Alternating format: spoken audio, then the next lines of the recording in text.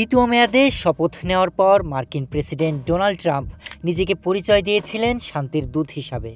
জানিয়েছিলেন এবার তিনি সব যুদ্ধের অবসান ঘটাতে চান এবং যুক্তরাষ্ট্রকে নেতৃত্ব দেবেন কূটনীতির পথে। কিন্তু সময় যত গড়িয়েছে, বাস্তবতা যেন সেই প্রতিশ্রুতির একেবারেই উল্টো চিত্র তুলে ধরেছে। মাত্র 6 মাস না পেরোতেই মধ্যপ্রাচ্যে উকি দিচ্ছে এক সর্বাত্মক যুদ্ধের সম্ভাবনা। আর তাতে ঘি ঢেলেছে ইরানে ইসরায়েলের সাম্প্রতিক হামলা, যেখানে ইসরায়েলকে প্রকাশ্যেই সমর্থন জানিয়েছেন ট্রাম্প, যার ফলশ্রুতিতে চাপে পড়েছে ট্রাম্পের বহুদিনের প্রচারিত আমেরিকা ফার্স্ট নীতি।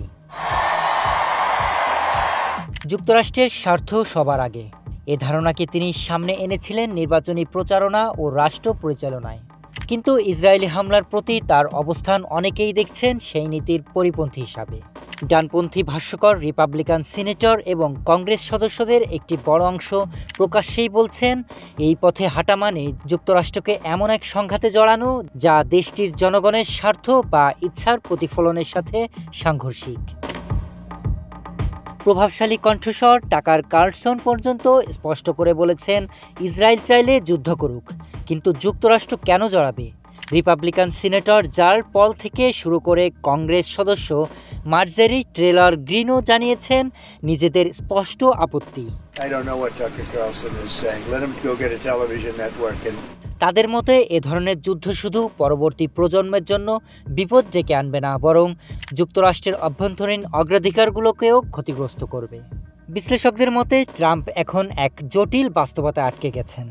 একদিকে তার শান্তির বার্তা, অন্যদিকে একটি কার্যত যুদ্ধ ব্যবস্থাকে নীরবভাবে স্বীকৃতি দেওয়া, যেখানে একসময় হোঁচট খেয়েছে বুশ প্রশাসনও।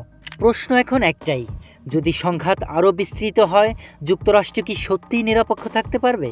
ট্রাম্পের নির্বাচনী স্লোগান ছিল মেক আমেরিকা গ্রেট এগেইন, কিন্তু নতুন করে আরেকটি বিদেশি যুদ্ধ জড়িয়ে পড়া কি সত্যিই সে মহৎ উদ্দেশ্যকে সামনে এগিয়ে নেবে, নাকি আরও বিভ্রান্তি তৈরি করবে? তার উত্তর হয়তো সময় বলে দিবে। Sharif Rahat, news desk, hello Bangla.